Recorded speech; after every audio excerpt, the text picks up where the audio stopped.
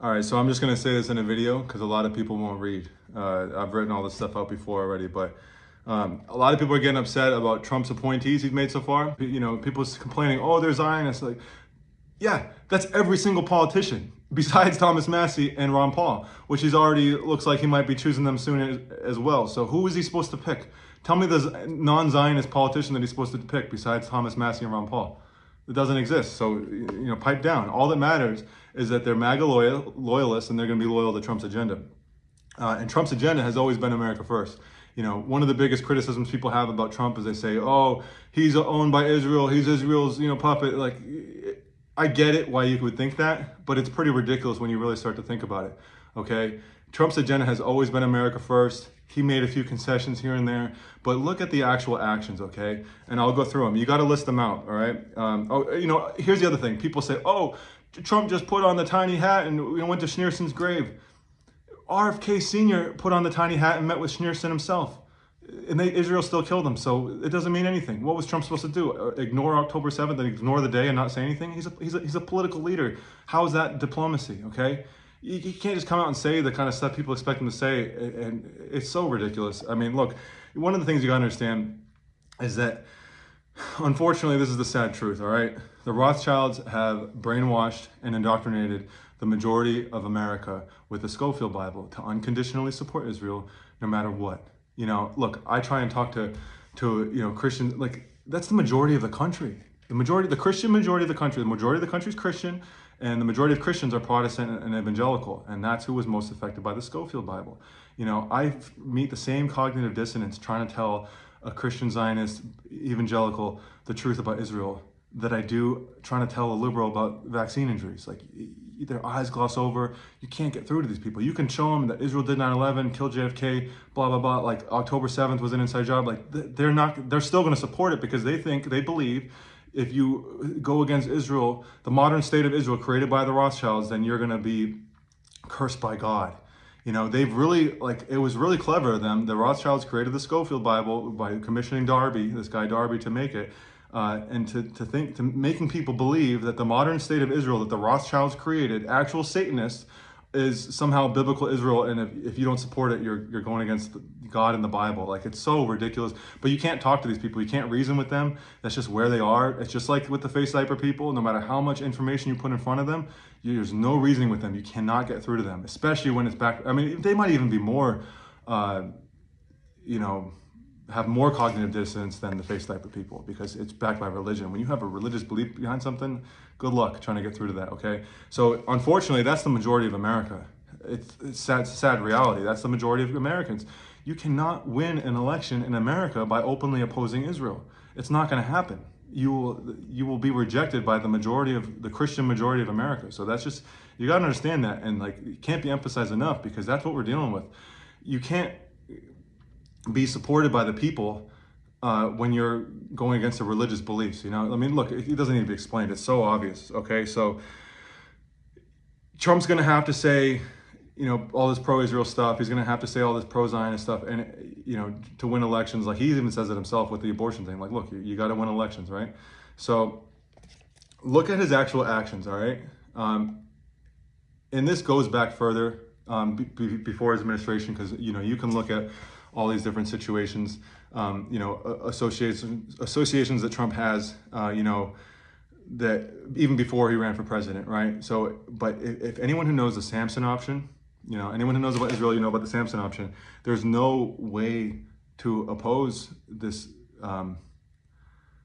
monstrous, entity, whatever you want to call it, openly. You can't just go and stop them. They have the Samson option, okay? It'd be really reckless and dangerous to the world if you were just going to go through the front door, try and stop them. The only way for this to be possible, I mean, if you think about it, and anyone that, even anti-Trump people will think about it, say, yeah, the only way to stop them is through a reverse infiltration counterinsurgency, okay?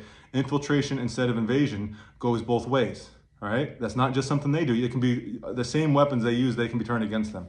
So you can see situations where Trump, he was friends with the Clintons. He was an associate. He knew Epstein at one point, even though Mar-a-Lago documents prove that he banned him from. Court documents prove he banned him from Mar-a-Lago, and he was one of the only people that helped. Actually, the only person that helped prosecutors against Epstein's victims.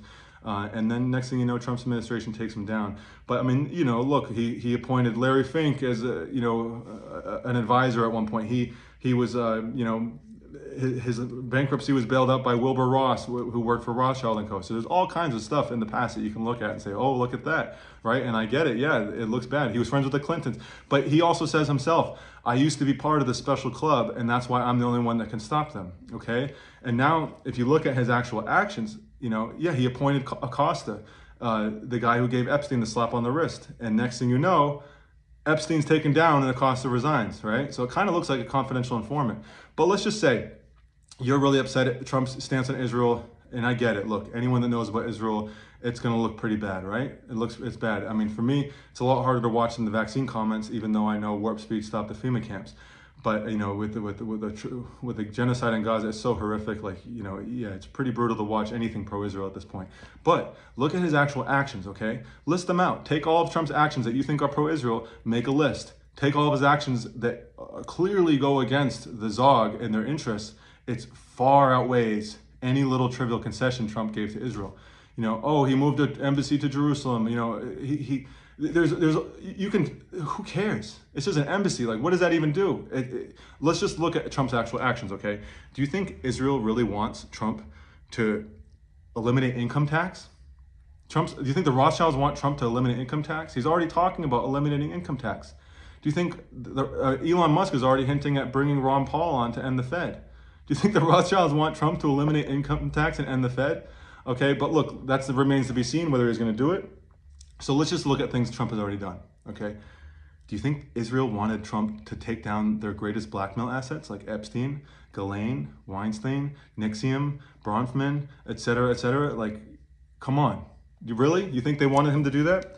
Do you think Israel wanted Trump to pull troops from Syria and cut CIA funding from Israel's war in Syria?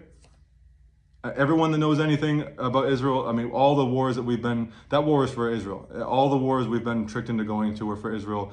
You know, Israel did 9/11 to bring us into the wars in the Middle East to take out their great adversaries. I mean, everyone knows that. So why would, if Trump's owned by Israel, why would they want him to stop their war in Syria?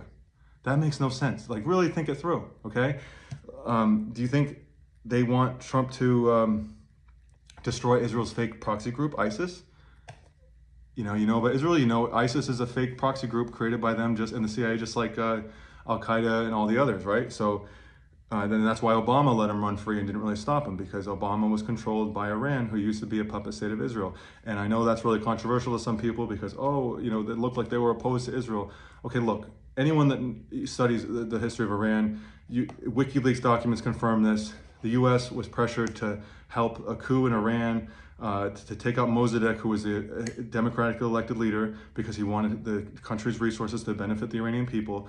And they took him out, did a fake color revolution, and they installed the Shah of Iran. He might have said a couple bad things about Israel as far as like the media and whatever, but it's a known thing. He was very friendly to the West, he was very friendly to Israel, and he basically sold out his country's resources to benefit the foreign countries, which happened to be the Zog and Israel and the West and America and everybody. So, you know, if the Islamic Revolution in Iran was real, then why did Iran-Contra happen a year later? I mean, think about it.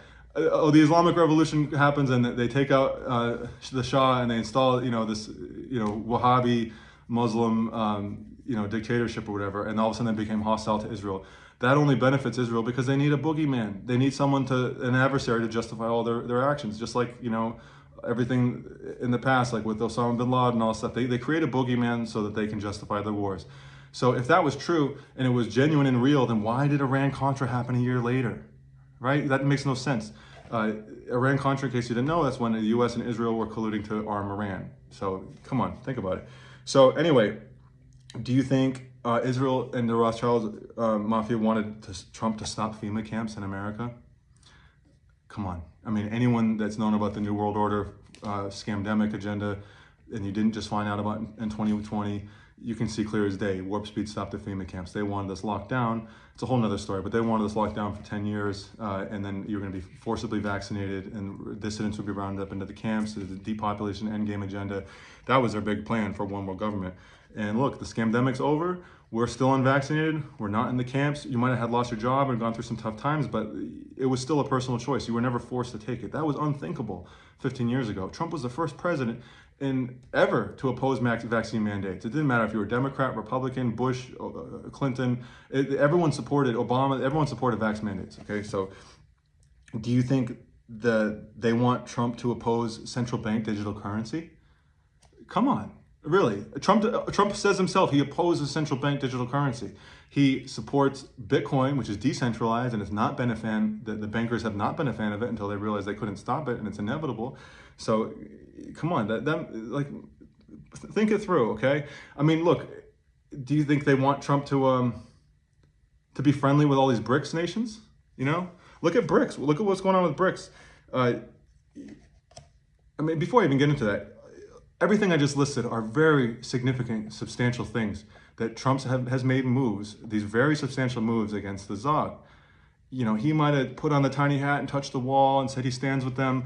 Oh, he acknowledged Golan Heights. That's a trivial verbal platitude. What actual actions has he done for Israel? Okay, he did all of that just for a measly embassy in Jerusalem? All for Jonathan Pollard?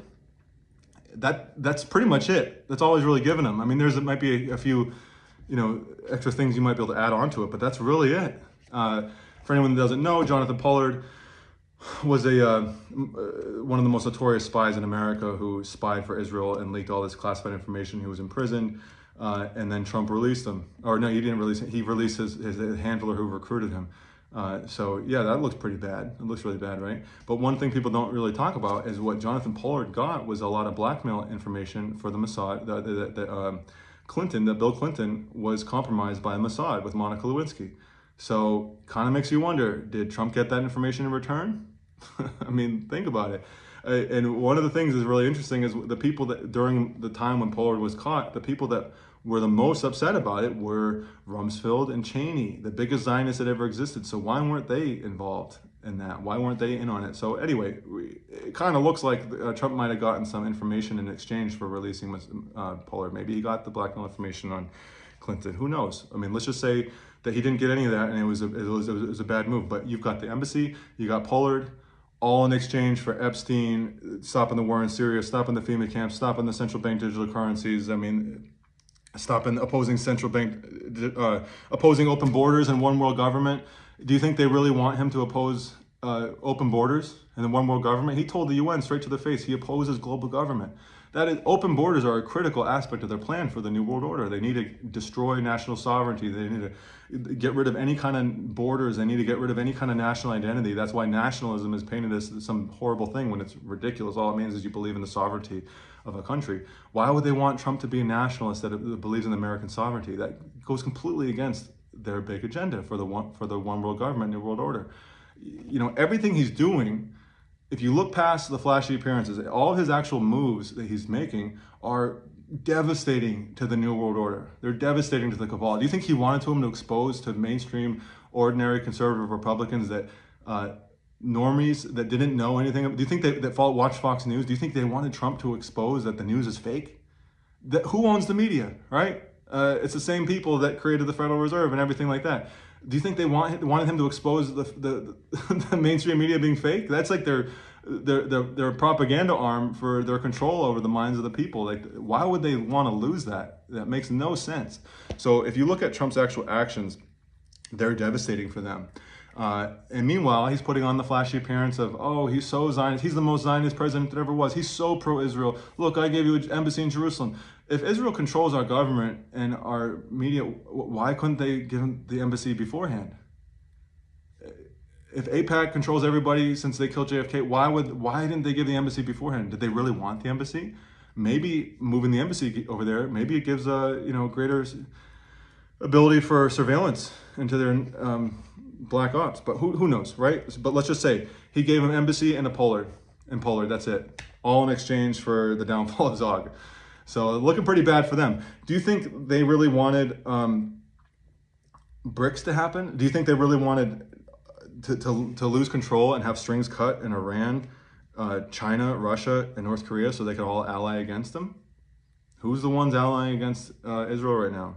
Okay, and these are all the same people that are creating BRICS, which is going to make the IMF and the central banks and the petrodollar hegemony over the world irrelevant. It's going to undo all of that, and that's not against the dollar. That's not against the U.S. It's against the U.S. corporation and the Federal Reserve petrodollar debt slavery over the world. No country in the world should be dominated by the U.S. That's ridiculous.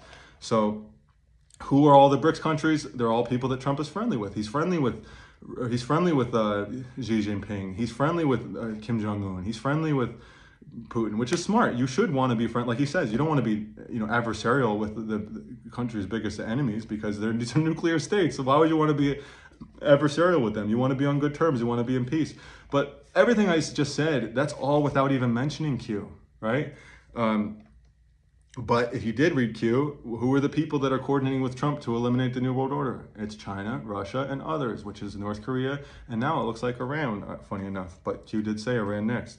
Do you think they wanted Trump to bring RFK Jr. into his administration to stop water fluoridation, to stop poison vaccines, to stop, RFK sued Monsanto. You think he's going to stop GMOs? RFK said he's going to stop chemtrails. Do you think the Rothschilds want him to do that? Come on, really think it through. I know RFK's made a few cringe Zionist comments, even more cringe than Trump's, right? You see him pictures with him with Rabbi Shmuley and stuff. Look, yeah, that looks bad, right? But do you think he really doesn't know who killed his family? Do you really think he doesn't know? Okay, just think it through. Look past the appearances.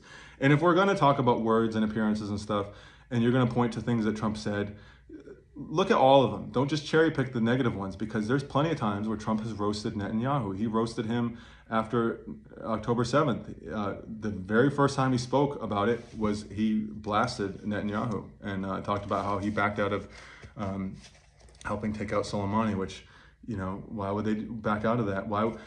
He's also insinuated that October 7th was an inside job. Maybe he didn't say that directly, but he said Netanyahu should have stopped it. And why didn't he stop it, So there's all kinds of, Trump's even alluded to knowing about 9/11 being an inside job. There's videos of him in 2001 talking about there's no way planes are what took down those towers. There had to be explosions because, he's a building developer. How would he not know that? Of course he's going to know that. There's even a video of him fairly recently, a couple years ago, talking about saying, nobody got to the bottom of 9/11, and they should have. So he's talking about releasing the 9/11 files, talking about releasing the Epstein files, releasing the JFK files as soon as he gets into office. Who do you think is going to be exposed when he does that? Okay, and I know everyone will get really black-pilled. Oh, he didn't do it first time. He's just saying he's going to do it. Well, look, you got to remember, he had to still win another election. Do you think he's going to do that when he still has to win another election and upset all these Christian Zionist people? It makes sense. You would save it for the second administration. So we'll see if that happens, and I believe that it will. But if you're going to pick Trump's words and talk about, oh, look, he said this thing here. He said he stands with Israel. He's also said to stop the killing. He's also said to that Israel's losing the world. They're losing the PR war. They need to stop. He wants to stop the killing. He wants to protect the lives in the Middle East. He wants to protect Lebanon. He stands with the Lebanese people. He said a lot of things for the other side too. He's also said, when talking about trying to make the deal between Israel and Palestine, he said that he spent a lot of time with the Palestinian president Abbas, and that he said it was so nice. He was almost like a father. And he said when he met with Netanyahu, it was like 2 minutes. He's like, you don't want to make a deal, do you? And there's videos of Trump saying that he used to think that the Palestinians were impossible and that the Israelis would do anything to make peace and make a deal. And he found that not to be the case. He found that not to be true. There's videos you can look up of Trump saying that. So if you're going to look at the flashy surfaces and the appearances and the words, the things Trump says, you got to look at everything. Don't just cherry pick it, right? But yeah, there's all kinds of pro-Israel stuff that he said and he's done. But it's all just surface level stuff. We're talking about a couple trivial concessions of Pollard and an embassy in exchange for what looks to be like the downfall of Zog. It's already beginning. We're already seeing the downfall of Zog. You just have to look. You have to look past the flashy appearances. If you can't see it, it's because you're not meant to.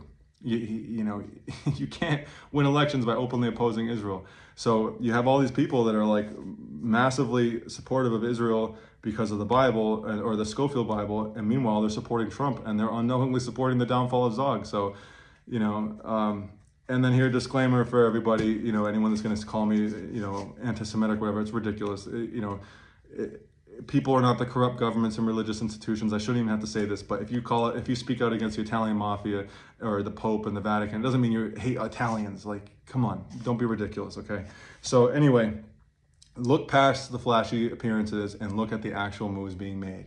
They are devastating. List them out. Actually, list them out. Take everything I just said. Go validate it and verify for yourself. And make a list. Make a list. If you say Trump's a Zionist and he's so pro-Israel and he's sold out to Israel, owned by Israel and all this stuff. First of all, he took money from Adelson, $100 million in his first administration too, and still didn't start a single new war. So what are we talking about? All right, go make a list of everything he's done that's pro-Israel and Israel first, and then it's really only a few things. And then make a list of all the things that they clearly wouldn't want him to do. It's far outweighs anything he's done. So, you know, look, he could swing a freaking chicken over his head. I wouldn't even care because he's already stopped the FEMA camps. He's already implementing the downfall of Zog. And if the Rothschilds really want him to do it, like Rothschilds own The Economist magazine. The Economist magazine is rabidly anti-Trump. They're so anti-Trump. They have articles about Trump as a danger to the world. Who do you think owns the media? Do you think they wanted him to expose the media? If Israel owns our entire government and media apparatus, then who has been the one trying to stop him this whole time? Okay, think it through. Look past the flashy appearances. Nothing is as it seems. The real war is silent.